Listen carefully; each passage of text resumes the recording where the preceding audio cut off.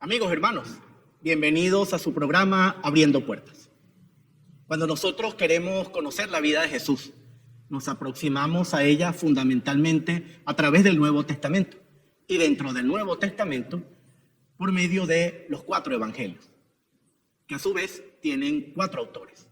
Uno es el Evangelio de Juan y otros 3 son los evangelios que llamamos sinópticos, porque se parecen entre sí, porque tienen muchos elementos comunes entre sí. Esos son los evangelios de Mateo, de Marcos y de Lucas. Hoy vamos a aproximarnos a uno de esos autores y hablaremos un poquito sobre el evangelio que compuso. Hoy abrimos las puertas a San Marcos, evangelista.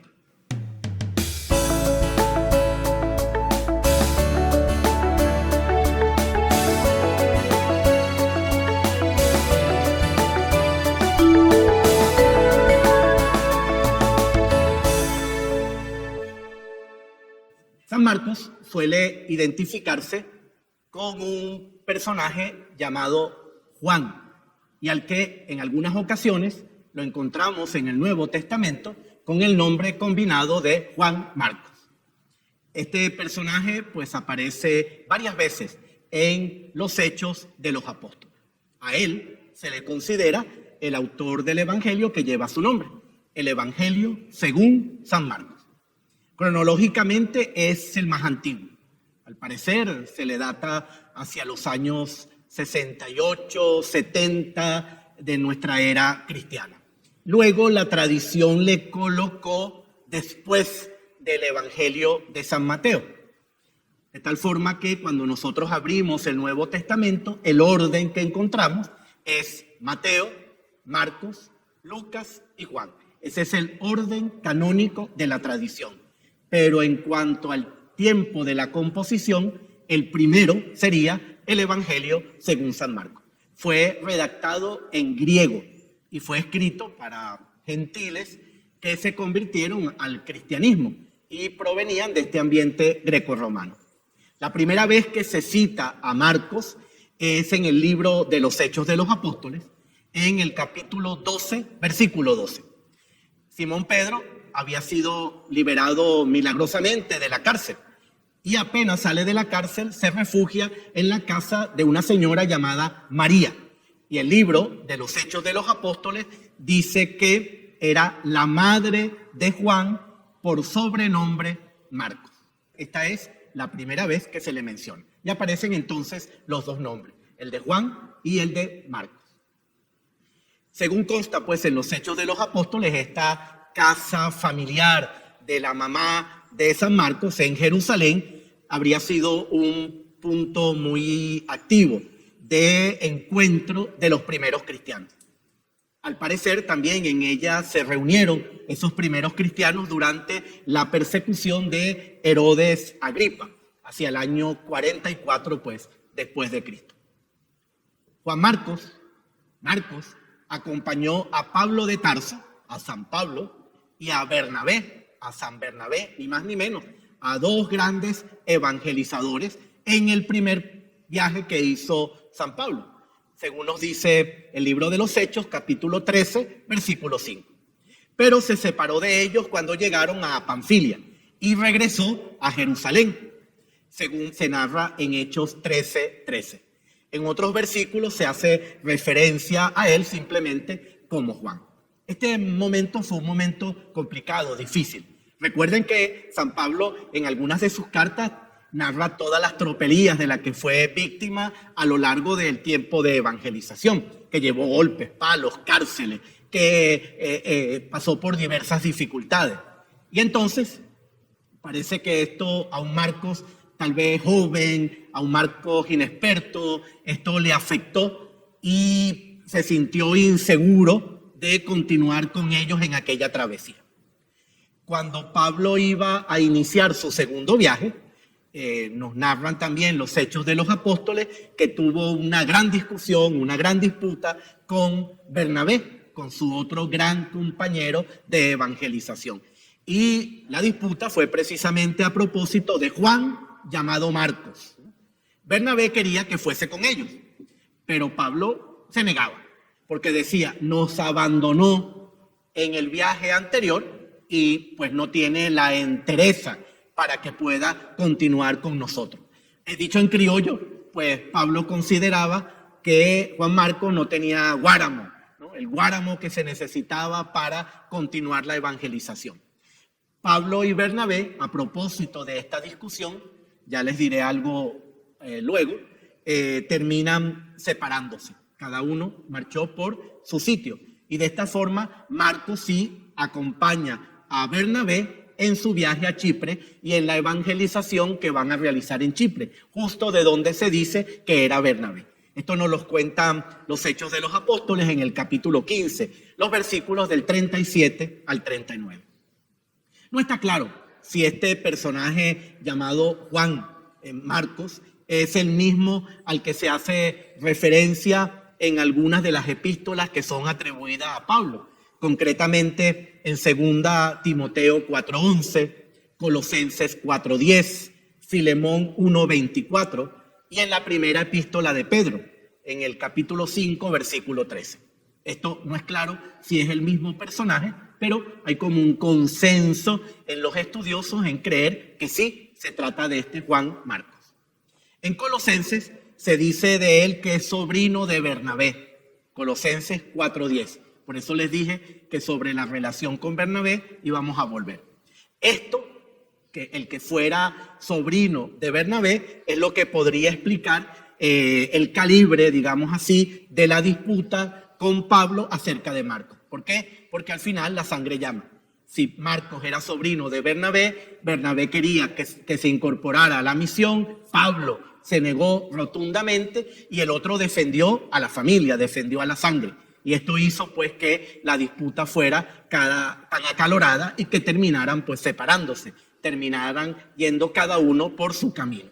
Siempre hermanos en la fe, siempre hermanos apóstoles y siempre evangelizando y trabajando por Cristo. En el final de la primera epístola de San Pedro, se refiere a Marcos diciendo, mi hijo Marcos. La Iglesia Católica, la Iglesia Copta, que se considera heredera de San Marcos, y la Iglesia Ortodoxa han asegurado siempre en su tradición que se trata de una filiación espiritual. Cuando lo llama mi hijo Marcos, lo está haciendo como expresando que es su hijo en la fe. ¿Por qué? Porque es posible, es casi seguro, que Pedro haya bautizado a Marcos. Y al ser Pedro quien bautizó a Marcos, Marcos lo considera su hijo en la fe. De esta forma, pues es lo que la Iglesia Católica, la Iglesia Copta y la Iglesia Ortodoxa sostienen en su tradición. O que simplemente, pues Pedro le tenía un gran afecto, un gran cariño y que entonces, pues por eso le llama así, le llama mi hijo Marcos. Por el contrario, varios teólogos protestantes no tienen inconveniente en interpretar esto de otra manera. Lo que algunos de ellos dicen es que se trataría de un hijo biológico de Pedro y por eso le dice mi hijo Marcos. Y lo fundamentan en la palabra griega huios, que se aplica a descendiente. Pero esta palabra también podía aplicarse a descendientes no solamente en la sangre, sino a descendientes en la misión, en el apostolado, en el envío, en la fe. De tal forma pues que esto dicen algunos protestantes, pero repito, la Iglesia Católica, la Iglesia Copta y la Iglesia Ortodoxa, es decir, tres iglesias históricas de gran raigambre, interpretan que se trata de una filiación espiritual. Es su hijo en la fe porque lo bautizó. Según el Evangelio, que se le atribuye, el Evangelio según San Marcos, cuando Jesús fue apresado en el huerto de los Olivos, lo seguía un joven envuelto en una sábana. Algunos especulan que este joven era el propio San Marcos, porque también hay una tradición tardía que lo incluye entre los 72 discípulos de Jesús de Nazaret. Juan dice que el número de los discípulos que seguían a Jesús eran unos 72. De tal manera que algunos creen que Marcos formaba parte de esos 72. La tradición también nos dice que Marcos evangelizó como obispo en Alejandría, en Egipto, por eso la relación con la iglesia copta, donde realizó varios milagros y estableció una iglesia y su famosa escuela cristiana, la de Alejandría, nombrando un obispo, 3 presbíteros y 7 diáconos, y que murió allí como mártir el lunes de Pascua del 25 de abril del año 68, o según algunas otras fuentes, hacia el año 64. Pero si tomamos en cuenta la redacción del Evangelio entre el 68 y el 70, pues más o menos aproximándose a esta fecha sería ese martirio. Se narra que 7 años antes de su martirio viajó a Marmarica y a Libia, se alejó pues bastante. Según la tradición, pues, la iglesia copta de Etiopía tiene su origen en las prédicas de San Juan Marcos, que llevó el cristianismo a Egipto en la época del emperador Nerón. Hay un libro apócrifo, en otras ocasiones les he hablado de los libros apócrifos, que no son libros canónicos, aunque se les llame Evangelio o Hechos, etc. Hay un libro apócrifo que se llama Los Hechos de San Marcos, que está datado hacia la mitad del siglo IV, y allí se refiere que el evangelista fue arrastrado por las calles de Alejandría, atado con unas cuerdas al cuello. Después lo llevaron a la cárcel y al día siguiente le volvieron a aplicar el mismo martirio hasta que finalmente falleció. Todas estas referencias, aún con inexactitudes y unas ciertas contradicciones, sin embargo, revelan algo, y es que San Marcos desempeñó un importante papel en los primeros tiempos del cristianismo. Y ese importante papel quedó reflejado en la redacción de un evangelio, el Evangelio según San Marcos. San Marcos, lo hemos dicho, no fue discípulo directo de Jesús, aunque una fuente diga que estuvo entre los 72 que menciona Lucas. Y según la tradición, más bien basó el relato que aparece en los evangelios, ¿de dónde? De las enseñanzas de Pedro. Recordemos que Pedro lo llama mi hijo querido, Marcos. Al parecer, Marcos fue secretario de Pedro durante algún tiempo. Y allí recogió todas las enseñanzas de Pedro acerca de lo que había visto, oído, de lo que había vivido con el Maestro, con Jesús de Nazaret, con el Señor. Y su evangelio lo redactaría a partir de ese encuentro, de esas experiencias, de esos relatos. El autor más antiguo que sepamos que asignó a Marcos la autoría de ese evangelio fue Papías de Hierápolis. Y eso lo hizo en la primera mitad del siglo II. Tenemos un testimonio de un historiador antiguo llamado Eusebio de Cesarea, que recoge a su vez este otro testimonio de Papías de Hierápolis. Y Eusebio de Cesarea dice lo siguiente, lo voy a leer literalmente porque como en otros momentos pues vale la pena. Y el anciano decía lo siguiente, Papías: Marcos, que fue intérprete de Pedro, escribió con exactitud todo lo que recordaba, pero no en orden de lo que el Señor dijo e hizo, porque él no oyó ni siguió personalmente al Señor, sino, como dije, después a Pedro. Este llevaba a cabo sus enseñanzas de acuerdo con las necesidades, pero no como quien va ordenando las palabras del Señor. Más de modo que Marcos no se equivocó en absoluto cuando escribía ciertas cosas como las tenía en su memoria, porque todo su empeño lo puso en no olvidar nada de lo que escuchó y en no escribir nada falso.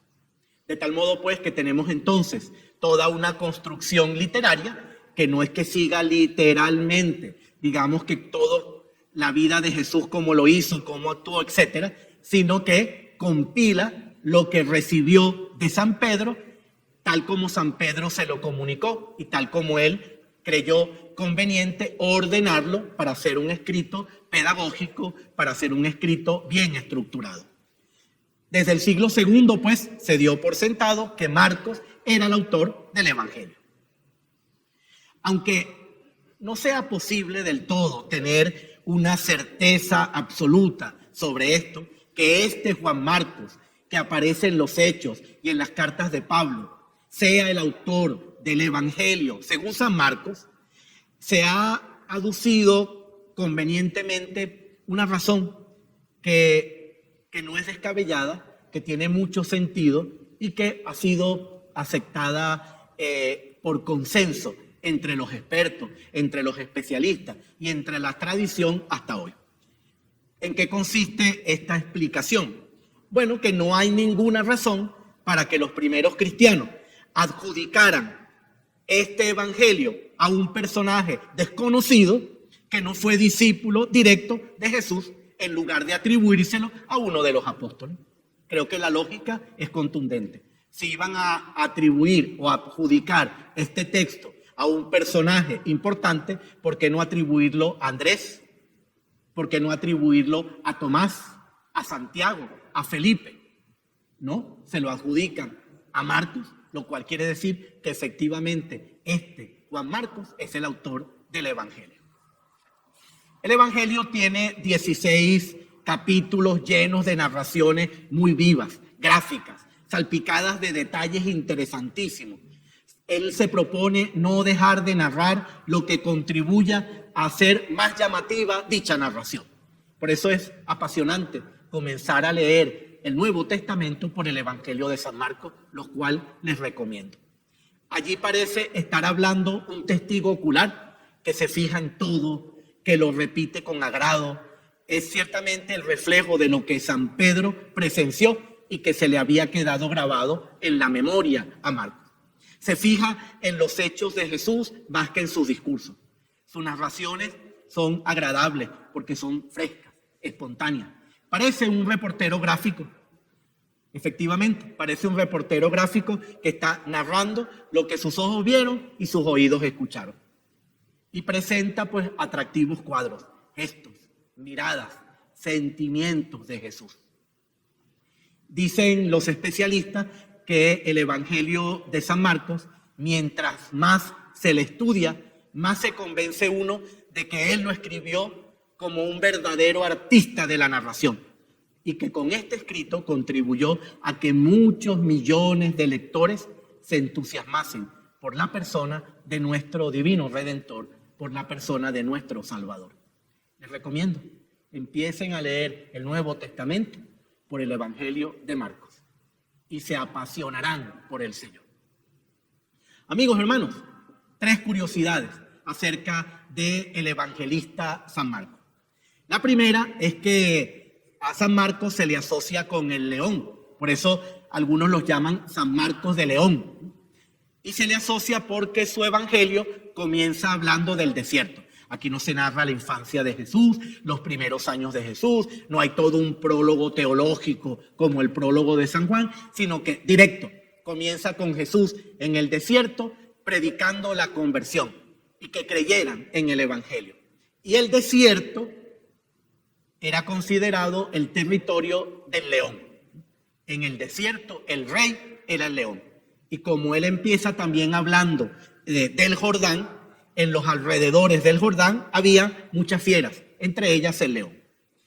También se dice que es el león porque en su evangelio comienza hablando de Juan el Bautista, como la voz que clama en el desierto. Y para muchos, esa voz que clama en el desierto era como la voz de un león. Y por eso cuando se hace la representación de los evangelistas, a San Marcos se le identifica con el león. La segunda curiosidad es que San Marcos es el patrono de Venecia. Muchos tendrán referencia de la Catedral de San Marcos y de la Plaza de San Marcos en Venecia. Y esto sucede desde el año 828, es decir, siglo IX, en que los venecianos sustituyen el patronazgo de San Teodoro por el patronazgo de San Marcos. ¿Por qué? Porque la historia cuenta que 2 mercaderes, uno llamado Buono Tribuno de Malomocco y el otro Rústico da Torcello, algunos dicen que se robaron las reliquias de la tumba de San Marcos, ¿no?, de Alejandría, en Egipto. Otros dicen que los propios cristianos, ante el avance del Islam, y la destrucción de los lugares sagrados y de las reliquias se las dieron a estos europeos, a estos venecianos, para que las salvaran. De tal forma que estos mercaderes, con mucha astucia, la escondieron en una carga de cerdo, en una caja, embalaron bien la reliquia, el cuerpo de San Marcos, y lo metieron entre piezas de cochino, de cerdo. ¿Para qué? Para que los guardias musulmanes no lo descubrieran, por el temor a contaminarse con la carne de cerdo, para no tocar la carga que era de cerdo y quedar impuros y contaminarse. Pues de esa forma pudieron sacar las reliquias de Alejandría. Y así, cuando llegaron a Venecia, se la entregaron al duque de Venecia, que las colocó en su castillo. Luego, inmediatamente, se empezó a construir un santuario siguiendo el modelo de la Basílica de los 12 Apóstoles de Constantinopla. Y la Basílica de San Marcos fue consagrada en el año 832. Un siglo más tarde, en el año 976, en medio de una revuelta promovida por el duque de aquel momento, se produjo un incendio y la basílica se quemó, no las reliquias del santo. La antigua iglesia de San Teodoro presentaba la típica planta de cruz griega inscrita en el espacio central de la catedral. Este tipo de planta estuvo muy difundida en el Oriente y Venecia tiene mucha influencia oriental bizantina, cristiana, como las iglesias, por ejemplo, de la Dormición de Nicea, de San Nicola de Mira, la iglesia de la Virgen de Jax y así, pues también otras iglesias de Armenia. Los restos de la antigua iglesia parece ser que quedaron englobados en la nueva de San Marcos, que fue construida entre 1063 y 1094. Es decir, la actual Basílica de San Marcos está conteniendo en sus muros a la antigua Basílica de San Teodoro y de San Marcos también. Los restos del apóstol están en una cripta dentro de la catedral. Yo tuve la dicha en el año 2002 de celebrar la Santa Misa allí en la cripta, con un grupo de peregrinos que viajamos juntos hasta allí. Y pues se nos dio permiso para celebrar en la cripta. Presidió el arcipreste de Icó de los Vinos de aquel momento, don Carlos González Quintero, que para descanse, y celebramos los sacerdotes que viajamos con los fieles pues, que iban en esa peregrinación. Nos envió una carta y nos envió a su asistente personal, el patriarca de Venecia, que pues, nos dio un gran saludo y a él le agradecimos el habernos permitido celebrar esa Eucaristía allí, delante de la tumba de San Marcos, delante de los restos de San Marcos Evangelista, porque la parroquia desde donde viajamos era la parroquia de San Marcos Evangelista de Icó de los Vinos. Una emoción muy grande y una experiencia tremendamente hermosa. La tercera y última curiosidad es que esto se nos narra por parte de los venecianos y por parte de estos mercaderes, pero los coptos creen que la cabeza del santo se quedó en Alejandría. Se llevaron el cuerpo y quedó la cabeza. Y por eso ellos entienden que la cabeza está allí y cada año, el día 30 del mes de Babat, la iglesia copta conmemora la consagración de la iglesia de San Marcos y la aparición de la cabeza del santo en la iglesia copta de San Marcos en Alejandría, donde ellos entienden que se conserva la cabeza del apóstol, la cabeza del evangelista. Amigos, hermanos, espero que esta aproximación a la vida y a la obra del evangelista San Marcos nos mueva la inquietud por su evangelio. No olviden darle a la campanita para recibir el aviso de los próximos programas. Darle al pulgar de que este programa les gustó. Suscribirse a nuestro canal. Pero también no olviden comentarle esto a sus amigos para que también se suscriban al canal y de esta forma podamos prestar este servicio de evangelización y de crecimiento en la fe y en la cultura de nuestra vida cristiana, pues también entre otras personas. Los bendiga Dios en el nombre del Padre y del Hijo y del Espíritu Santo. Amén. San Marcos Evangelista ruega por nosotros.